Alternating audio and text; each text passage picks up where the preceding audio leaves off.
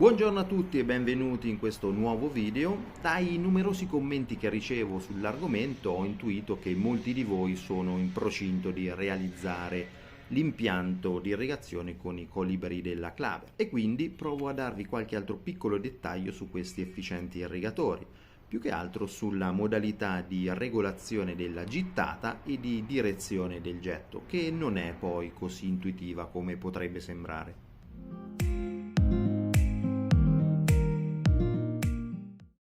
Per prima cosa andiamo a rimuovere l'irrigatore dal terreno. Se avete utilizzato il tubo di plastica a protezione dell'irrigatore, rimuoverlo dal terreno sarà un'operazione semplice e pulita.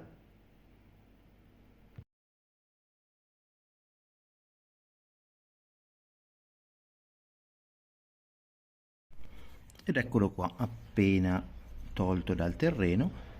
Vediamo un po' come è composto questo irrigatore. Iniziamo con lo svitare la parte esterna e scopriamo la molla.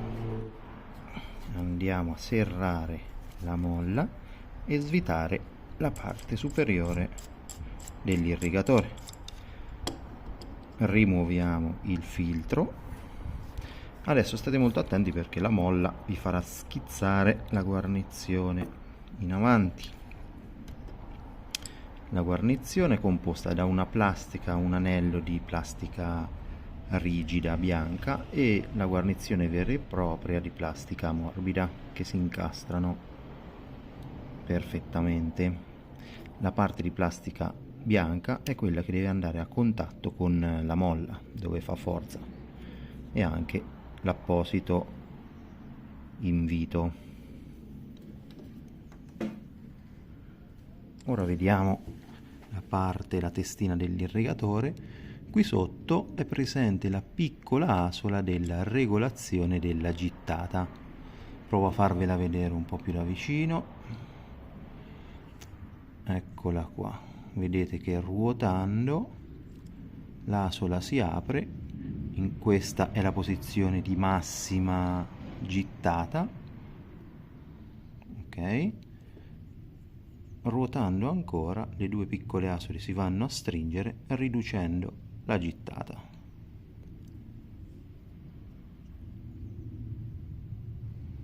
Fino alla chiusura completa. Ora vediamo. Questo è un pezzo. Questo è un pezzo di un irrigatore che mi si è rotto tempo fa e quindi posso farvi vedere anche la parte superiore che normalmente è nascosta dal cappuccio. Questa parte non la dovete smontare, poiché significherebbe andare a separare questa parte che è la turbina e quindi dopo uscirebbero tutto il meccanismo che è nascosto da questo cappuccio, rovinando l'irrigatore. E vediamo che qui c'è l'apposita asolina che ci indica che era un irrigatore da 180 gradi e da questo tappino praticamente è l'unica cosa che cambia da irrigatore a irrigatore. Il 90 gradi avrà una sezione ancora più stretta e il 360 sarà totalmente libero. Vediamo nuovamente il dettaglio delle due piccole asole di uscita dell'acqua.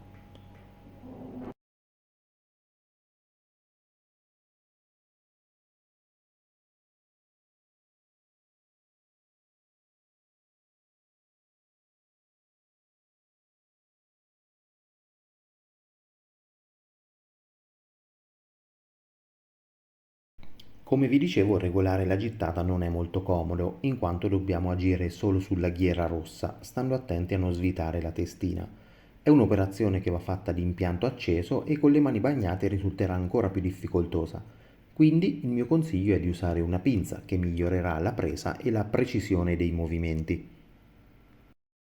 Per quanto riguarda la regolazione della direzione del getto, qui è veramente indispensabile utilizzare una pinza, poiché dobbiamo agire sul supporto sottostante alla testina, che è molto difficile da raggiungere a mani nude. visto che anche questa operazione va fatta ad impianto acceso. Se già sapete che in un determinato settore avrete bisogno di tutta la gittata massima disponibile, vi conviene regolarla prima dell'installazione, poiché è una cosa in meno che dovrete fare dopo. Dopo, una volta avvitato l'irrigatore, dovrete preoccuparvi solo di direzionare il getto e quindi non avrete possibilità di errore.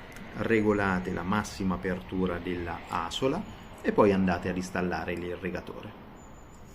Procediamo a rimontare il tutto. Per prima cosa dobbiamo reinserire il nostro filtro, dopodiché reinseriamo la guarnizione sulla nostra testina ed andiamo a metterla in pressione. A questo punto possiamo riavvitare la testina.